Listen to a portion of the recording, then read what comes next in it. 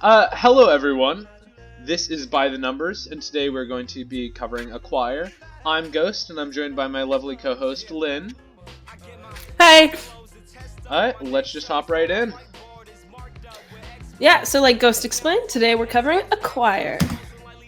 And so if you don't know what Acquire is, here's some background. Acquire was first produced in 1964 by 3M. Through development, it went through many different names, from Lotto to Lotto War to Vacation, and finally on Acquire during actual print. It was acquired by Avalon Hill in 1976, which was then bought by Hasbro in 1998, and then they discontinued the game in 2000 while re-releasing it later in 2008 and 2016.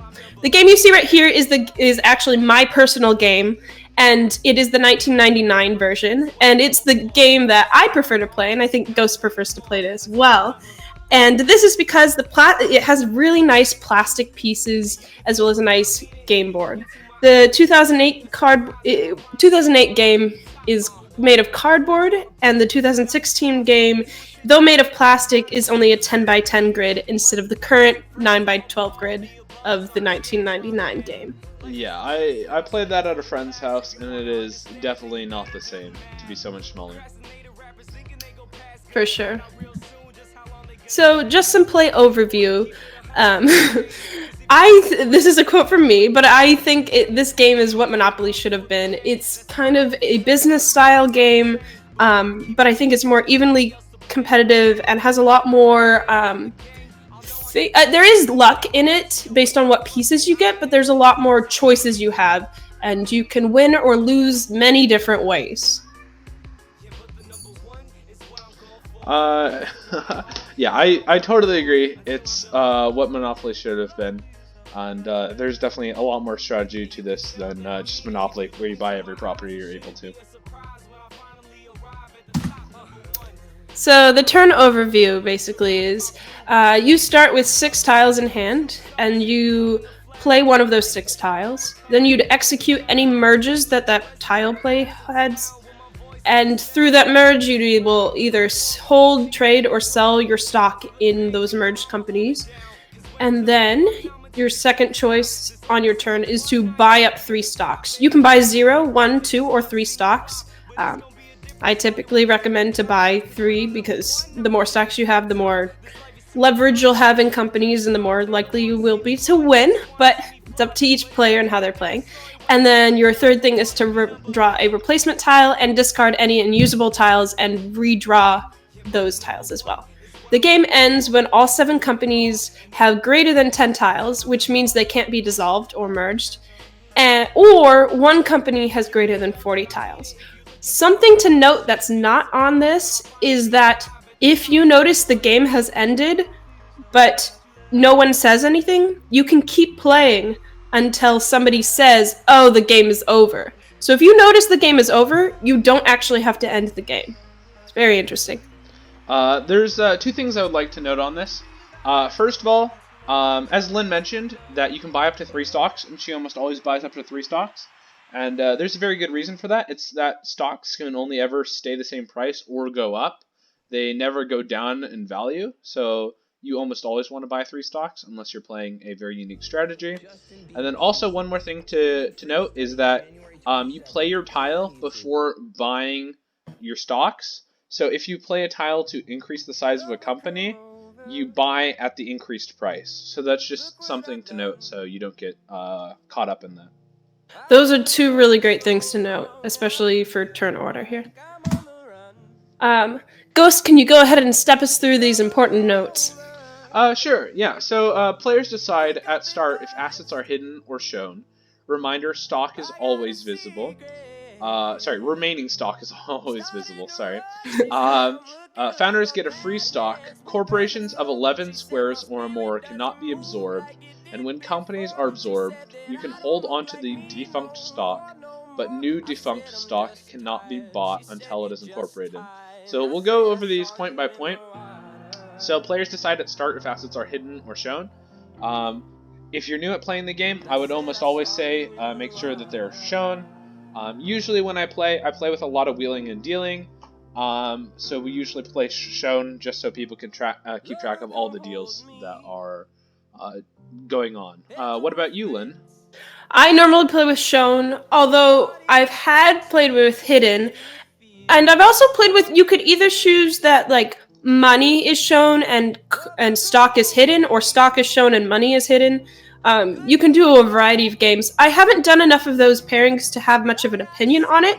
I do tend to prefer Shown, just like you. I find a lot more. I wheeling and dealing is always interesting in this game. Yeah, I agree. Also, founders get a free stock. That's just a good thing to note because it helps encourage you to buy a corporation. To start a corporation. Also, to note is that when you start a corporation, you are literally going to get the opportunity to buy shares at the lowest price possible for that company. So that's also a good investment. Corporations of 11 squares or more cannot be absorbed. I'm not sure if we covered that or not, but there's only 7. You can only have 7 of size 11 on the board. And usually this rule doesn't come into effect until like the end of the game. And then also, when companies are absorbed, you can hold on to the defunct stock, but new defunct stock cannot be bought until it is incorporated. So this means if I had stock in Zeta, which is one of the companies in the game, and then Zeta is absorbed by another company, I don't have to sell my Zeta stock. I can hold on to it. But if Zeta is never formed again, then it's worthless. And other people cannot buy Zeta stock until Zeta is formed. But once Zeta is formed, then my stock has value again. And then I can buy more stock again. Usually, I will hold on to defunct stock once we're into the mid-game, because then I don't need to sell it for money. And it's often worth it to ensure majority and minority bonuses. What about you, Len? Yeah, I definitely was going to highlight the fact that in early game, it makes sense to sell your stock so you have more money because stocks are readily available. You typically haven't run out, so you can always buy more stocks with your money. But in the mid game, stocks are starting to sell out, so your money doesn't always. Sometimes you can't always put your money in other stocks that are going to go up. So the best way, or at least some strong methods I have seen, is if you hold on to these stocks, you can really cash in on getting majority over and over and over. I've seen people hold on to their stock 2 times they held on to it, and the third time they sold because they got the majority 3 times in a row with the same cards without having to repurchase the stock, which was just, it paid off really well. Now it might not pay for you because if your stocks end up being worth nothing, that's a risk you'll have to take, but it can really pay off. Yeah, I think that's a very good point. It can be very, very good. Another thing to note is that just like money and stocks, another one of your resources is the amount of buying power of like times you can buy. And so if you hold on to stocks, you are not having to use your ability to buy 3 stocks to purchase those stocks later. And so once you have money taken care of, then that resource is more important. And so holding on to stocks can allow you to buy other stocks that you would not have the ability to buy later. So it can be pretty good. Yeah. If you have like 5 stocks you're holding on to, people are discouraged to compete with you because they cannot beat you unless they're spending their turns buying this stock, which is really, in some ways, great. If they do choose to do that, you have the flexibility to do other things during those turns and maybe beat them on other companies. Well said. So, Ghost, can you step us through the numbers? Sure. So the numbers is, if you're playing the proper version of the game, the board is 12 by 9. Which is 108 tiles, 7 companies at 25 stocks a company, 2 low, which is a $200 base cost per share, 3 medium, which is $300 base cost per share, and 2 high, which is $400 base cost per share, and 6,000 starting cash. Sounds great. So we'll step through some basics. So this is kind of what the board looks like for the 1999 version. There's A through I and 1 through 12 squares. This is, I forgot, I did the math earlier. It's 108 squares, I believe. And yeah, this is what it looks like. Something that's interesting to note, as Ghost kind of alluded to, if you fit 7 companies of size 11 onto the board, it actually fits perfectly. This is the maximum number of companies of size 11 you can fit, as well as the maximum number of groups of 11 is 7. So just really curious. The board game designer clearly put some thought into this on the different counts of companies and the size of the board. Yeah. Actually, that's curious. When you played the 10 by 10 game, was it 7 companies or was it a different amount? Shoot. Let me see if I can remember. I think it was companies of size 7. 7 can be merged instead of 11. And then I don't know how many of those could be formed. Yeah, well, that's really interesting. Well, that's anyways. That'd be really interesting to see if the math is similar. I off the bat, just me guessing, it doesn't seem similar because 7 times 7 is 49, which is a big disparity if it's a 10 by 10 board. That's true. So, That's true. yeah. But Hasbro usually does have good game design, so they probably had some logic behind it. Yeah, I'm sure there's some thought into it. So we'll just cover some investment terms because this game is an investing game, and so a lot of there are similar strategies with actual investment along with this. Of course, it's a very simplified version of the actual market, but we'll go ahead and cover these. So the capital base is the initial sum needed to start a company. The working capital are funds to cover expenses as a company is growing, and the turnover rate is the time between you acquiring an asset and turning that asset into cash. So, Ghost, if you can step us through the acquire version. Sure, the acquire version. The capital base is the tile to create a pair and the availability of a new company to start. And there's at most 7 companies on the board at a time. The working capital is the $6,000, not $2,000, you start with to invest in the up to 25 stocks of each company. The turnover rate is the time between stock purchase and the company liquidation. Yeah, these are all things to keep in mind as we play, or as we discuss strategies when playing, especially the turnover rate, which we can cover later. Yeah. I would just definitely like to add that you definitely want some companies that are going to sell quickly because people often run out of money. Yeah, you want various turnovers. Yeah, so Ghost, you can go ahead and dive into the price patterns because that kind of relates to what we're looking at here on the next slide. I think something might be hitting my window. Is it a bird? It sounds much too large to be birds. Maybe someone's throwing rocks. I don't know. It sounds more like a living being than. That's true. If they were rocks, they might just go through them. Anyway, so basically what we're seeing here is that this is the card that everyone gets when they're playing, and as you notice, there's 2 of the low cost, which, as Adwi said earlier, starts at 200. It starts at 200, and if you notice, 2 is the number of tiles it is, and then the majority and minority bonus is on the card, and so the cheapest stocks to buy is Saxon and Zeta, and so then the percent growth is greatest for them in the beginning. And yeah, the majority and minority are 10 times the value of the share. So while Saxon and Zeta do get the most benefit per stock, Phoenix and Quantum are going to get the most benefit for majority and minority. And that's kind of the breakdown. Basically, what Ghost is saying in plain English is Saxon and Zeta require less working capital for initial investment.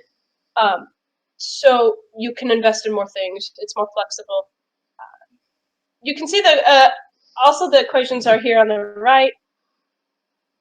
Ghost, I'm pausing just because I can really hear myself again on your end. Oh. I'm not sure Is why that I'm better? saying.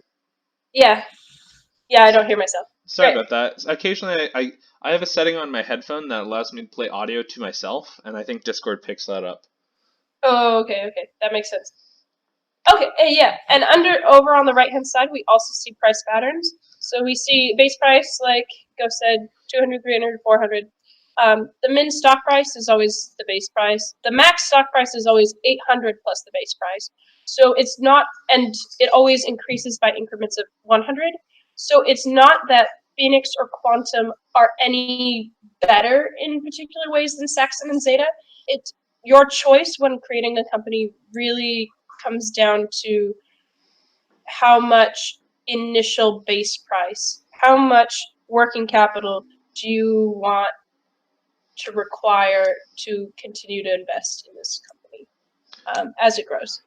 Um, yes, I agree that that's true. But if you're looking for short-term gains, like you create a company and then you're going to merge it next turn, I would say that Phoenix and Quantum are just straight up better because they do have the larger majority and minority share. Um, That's definitely true. That's yeah. definitely true. Um, So I would. they do, they suck up. So if your turnover rate is fast, well, because they suck up more working capital. If your turnover rate is fast, then that makes a lot more sense. You're going to make more money on a Phoenix or a Quantum quick turnover. That is true. In the beginning of the game, when your turnover rate is low, then it's better to be more conservative. And then if you have a higher turnover rate, you might as well make money as fast as you can. Yeah, I would argue that the highest turnover rate is probably in the middle of the game. When you That's true. have some of these medium-sized companies that can eat up smaller companies, but there's still enough open space for these companies, the smaller ones, to get started. Okay, I can agree with that. We'll go ahead and go into the next slide. Um, the plan. Playing a piece. Basically, this is a lot of questions that we would, or one would ask when you play a piece. Yeah. So like, can you make a company? Because if you can make a company, that is almost always the best decision. But do you want to make a company? Where should you make your company? What level of company should you choose? And those are all affected by, a number of decisions, like what point in the game is, how much money you have, like if you don't have any money, uh, and a bunch of other people have money, maybe you don't want to immediately start a company because then other people will just outbid you before you can merge it. Yeah, the one question on do you want to make a company, or not question, one point, just like stepping through these. Um, the only reason I could see you not wanting to make a company is if you have a higher priority thing move where you can make more money immediately on that turn. Um, I could see merging a company being more higher priority, but otherwise making a company, you always get a free stock. So there's 25 stock base, but but everyone, when you create the company, when you're the founder, which actually I don't know if we've defined what creating a company is, but you create a company when you place a tile on the board right next to a previous tile. So there's a grouping of at least two. Um, you get a free stock. So 1 out of 25 stocks always goes to the founder. So then there's 24 stocks left for purchase. And out of that, that would take 8 turns if you buy 3 stocks per turn. If you buy 3 of that stock per turn, since you can buy 3. Yeah, I guess when I was saying earlier, I was coming on too hard down. Yeah, if you can make a company, you almost always want to make a company. I didn't mean to make it seem like it was a bad idea. Um, Yeah, no, I didn't necessarily think you were, but I think you were just stepping through it. Where should you make your company? We'll actually cover that kind of in the next slide. It just if you can make a company in different locations, this is we can discuss. We'll discuss shortly about where might be good places to make different companies and what level company should you choose. Ghost already kind of covered this about high and low capital investments between Saxon, Zeta, and Quantum and Phoenix. Mm. Yeah. yeah, and if you have like two tiles next to each other, then you can set up to make a company another turn. And so that's a valuable thing to do. Can you expand a company? If you have a lot of shares in the company, then you definitely want to increase it. but maybe you don't want to increase it this turn because you want to buy shares at the lower price before you grow it, and then can you merge a company? And that's a pretty big deal, so we'll talk more about that. Heat maps. Why are heat maps relevant to acquire at all? This slide is kind of to highlight the fact that pieces that are played into the center have a higher chance of having more pieces played around them versus pieces played in the corner. So you can kind of see that with kind of like each square, as you slowly moved from the center to the upper right, less squares are in a like close proximity of your actionable square. So not surprisingly, in Acquire, the companies in the center often merge faster or like grow faster, and the companies on the outer edge are kind of like longer term investments. Their turnover rate is a lot slower, things like that. So we'll go ahead and I think that's well said. And also one thing to note about that is that it really like it's not really something that I've considered too much in my play, but it really does go to show that like holding your pieces that you have that belong in the center, you should hold on to them if it's equal between playing on the outside and playing on the center, because they're more likely to be merging pieces, more likely to be pieces to grow companies and stuff like that.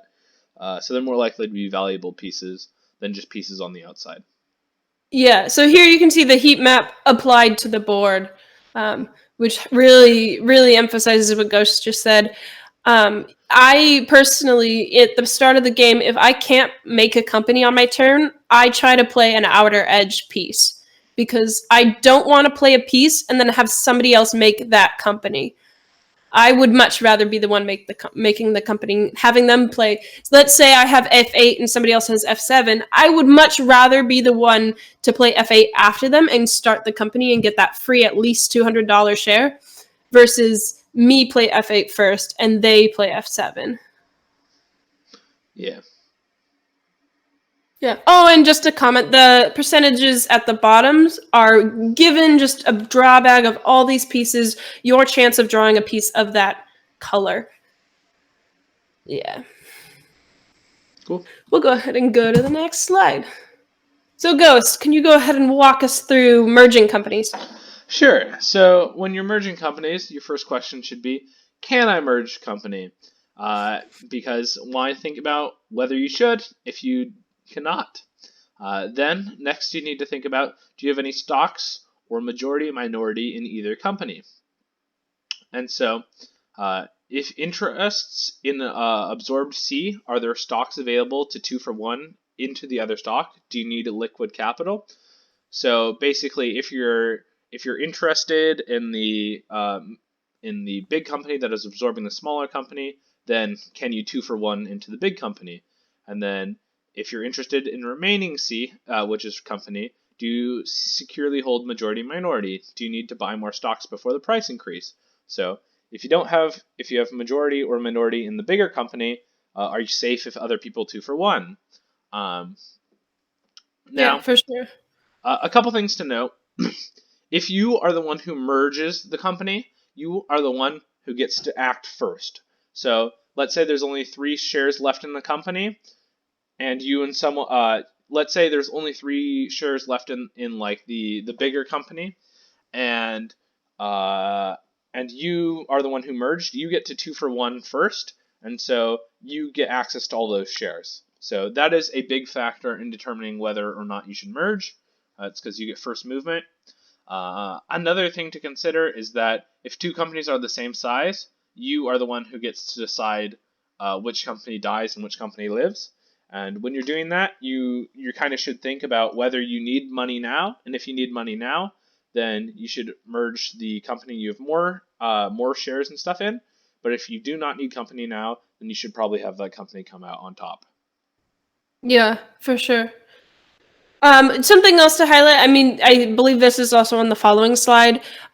This is another way you can get stocks outside of your buying power of 3 per turn. So, yeah. This is also a way you have control over turnover rates of your investments. So like I said, you can either be fast or slow turnover. Yeah, and a 2-for-1 might not sound like a good deal, and sometimes it's not, but very often it is worthwhile just because you'll either have to sell your shares or keep your shares for a worthless company. If not, and lots of the times it'll be like a size 4 Zeta merging with like a size 7 Quantum, and so that's like a small low value company merging with a big high value company, and also you get the price of the big company is going to increase to whatever price it is at size 13 once it merges. So it's often worth to actually 2-for-1. Definitely. It also locks you in a majority or minority. Sometimes you can do it at a loss to lock it in. So basically, once the company is absorbed, once you've made that choice to merge, or somebody else has forced a merge, you now have to decide what you're doing with your shares. So we already kind of mentioned that you can trade, but we'll retouch that at the bottom of the slide. So you can either hold, you can keep these shares for later. Something you'll want to keep in mind is there enough room on the board that this company will be started again? Or do you know that you can start this company your next turn? Things like that. Sell, you can exchange shares for cash at the current price. The great questions to think about when you're trying to decide if this is the option for you. Did you buy the stock at a lower price? So therefore, are you already making money on this? Or do you need to liquidate your assets? Do you need more money to invest in a different company that it maybe isn't related in this turn? Or trade. Do you want to trade your shares 2-for-1 for the new share? Are you competing for majority or minority? Will this help you towards that? Is the new stock worth at least 2 times the sell stock? Are you increasing your investment for free? These are all three things. Ghost, typically, what is your strategy at different points in the game with these choices? So I think if we're making broad generalizations, what we should say is sell is for early game, hold is for mid game, and trade is for late game. And why I would say something like that is in early game you need the extra money, so selling is often worthwhile, just because then you can get more majority and minorities. Holding in mid game is often worthwhile because you have enough money to spend, and it's very likely that the company is going to get reformed. Obviously, if it's a smaller company merging with a bigger company, you'd still want a 2-for-1, or if you're running low on funds, then you can still sell. And then obviously in late game, if there's just 1 or 2 big companies on the board, which is what often happens, then you're definitely going to want a 2-for-1 if there's still shares left, because just the bigger company is going to be so much more valuable. What about you, Lynn? I definitely agree with that, but I probably split it up into quarters more so. I probably sell first, then in mid game, if I think that the absorbing company is the company that's gonna be the winner, if I think he's growing, if it's the company in the center, or I don't want to necessarily attribute companies as males, but like if whatever gender the company is, It's a Zer company. If the company is growing big, then I want to trade my shares. Versus if it's a little merge that's a little smaller, that maybe the trade shares are all gone, then I might hold. But then yes, end of the game, I'm probably selling again because there's probably not a whole bunch of other. I probably can't buy into the company that's the biggest one right now. Those 25 shares are probably gone. I might be able to. I want liquid cash because I want to be able to quickly buy into any smaller companies that are built along the way. I also don't feel comfortable holding the stock because I just don't know if new companies are going to be made of that one. So I probably view it maybe slightly different because I view the trade as just also slightly earlier around in that hold range because in a lot of games I play, those stocks run out. The stocks run out of the big companies. Yeah. Yeah, so I guess it depends on how the game is going. I probably go a little bit less hard on the big companies than you do. Oftentimes you end up with majority and minority in both of the big ones. Yeah, I do that. I intentionally do that because it doesn't matter who wins, then I still win. Yeah, it's great. You own your competitor. That's what you want. Yeah, I play a lot more flighty. I'll obviously go for majority in one of them, but like if I don't, it's not a huge deal for my play style. But yeah. Let's go on to the next one. Yep. Ghost, if you can go ahead and step us through this one. All right. So buying stock. So for determining what stock you should buy, you should consider these things. Can you expand or merge a company next turn?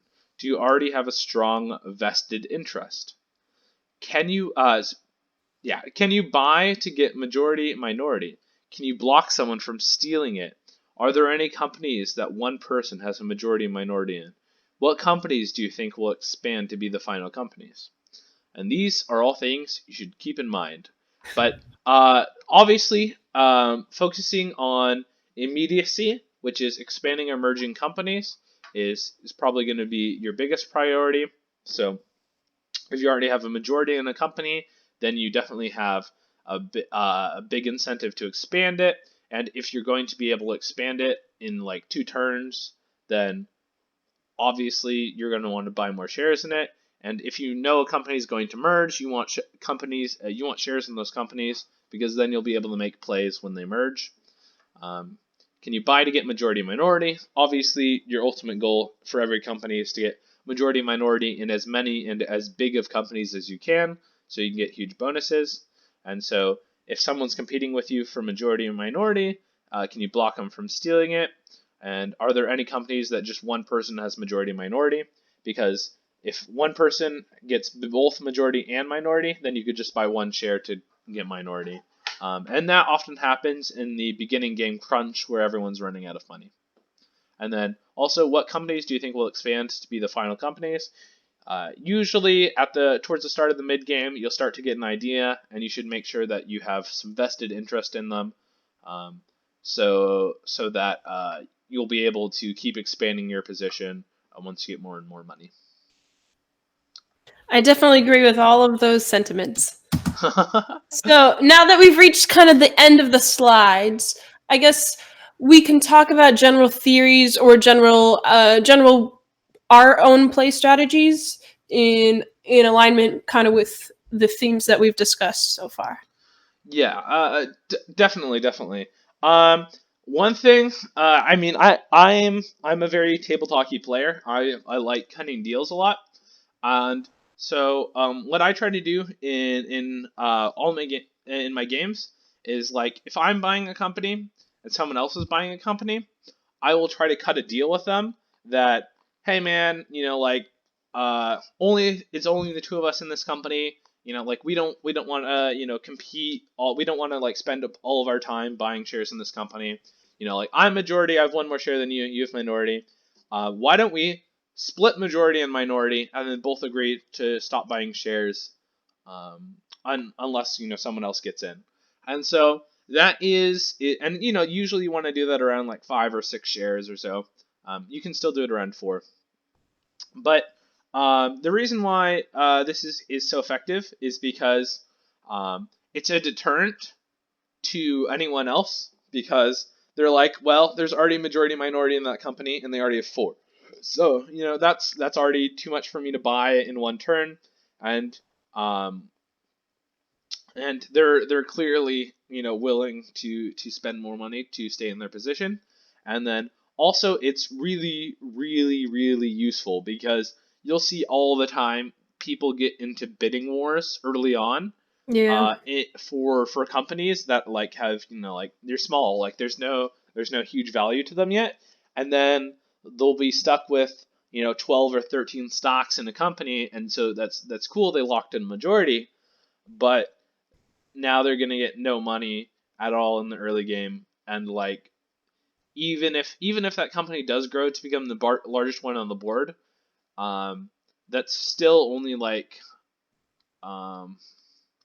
that's still only a couple tens of thousands. Like it's not it by itself. If you can't do anything else, isn't enough to win the game. And so it helps you avoid those 2 big issues, and it also enables you to get majority and minority in as many companies as possible. Also, it builds a working relationship with that person.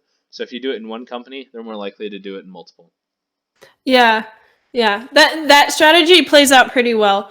I personally have never done that. I do it kind of differently different alliance, which is interesting. We've talked about this before, not recorded, and you kind of alluded it to your strategy earlier in one of the slides, where you mentioned that you will claim a company and claim it as yours.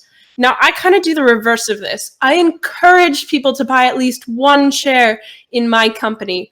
And I do this because I want them growing my company. I want to be the majority owner, and I want other people who have pieces playing those pieces and growing that company. I want other people to feel invested in this.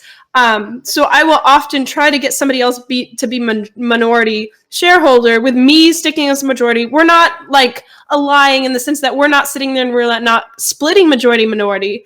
So we're still buying shares a lot. So you have to be careful to not get stuck in a share race. But if you're making the company big enough, fast enough, people won't be able to buy more shares. So that's convenient in some ways. So I really enjoy because getting people on the same team as me. So once we feel like we're on a team together, then we're like competing to grow this company and have it eat other companies because we are betting in this company and this company's going places. I'll probably send this to my friend, but there was one time there were 3 of us playing, and I feel a little bad, but I may have gotten my roommate to be on a team with me, and I had majority in this company, and we just shut down his company. He ran out of capital, so that was kind of his fault, but also his company wasn't expanding anymore or couldn't eat our company in the sense that my company started smaller, but then boom, exploded real quickly because we kept both playing pieces on it, and to the point that she had merging pieces that my roommate had merging pieces that she didn't play until our company could eat his, which was just really convenient in some ways for me. So I like working with people as a team in some ways, because then not only do you have your pieces in front of you, you have their pieces which are now being played towards your ends, which is really which is something you can't control in this game, is the luck of drawing the pieces. But you can help yourself if you kind of have access to more pieces than you previously had. So I agree. Teams kind of are important in this game. Yeah, and to back up to your point, I think that really goes to show about like why you're so invested, like why you usually have majority and minority in both, like of the usually it's about 2, sometimes it's 3 of the big companies, is because you don't just kind of like force other people off them like I usually do. You encourage other people to buy shares, and so you encourage. And so, like, even if someone just has one more share in your company than the other company, they're more likely to make your company grow because they're like, well, at least it's money out of my pocket. And that's honestly, that's something that's really brilliant that I never even really thought about before. Is like, people want to do something that helps themselves more than they want to just like hurt other people.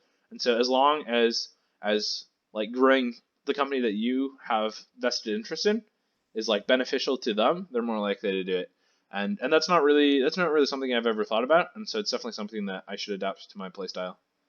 Yeah, I definitely didn't proactively think about what I was doing until until kind of this discussion. Because I don't like competing with people without feeling like we're winning. I don't like it's interesting. I like winning. I don't like shutting people down as much, so I feel a little bad about that, but like I like working as a team. I guess you do shut people down when you work as a team to kind of shut somebody else down. But I like focusing on that. Hey, our interests align. I win, you win, but I just happen to win more. That's a good way to put it. Yeah. One more table talky thing that you can do, and it's up to your table to like, to decide whether you allow this or not. Almost everyone that I've ever done has, but like as talk about like merge tiles, and like what merge tiles you can play, and then offer get people to pay you money to play merge tiles, because that can be pretty invaluable. Um, Especially if like let's say you have a merge tile for 2 companies, and then you have a merge tile for another 2 companies.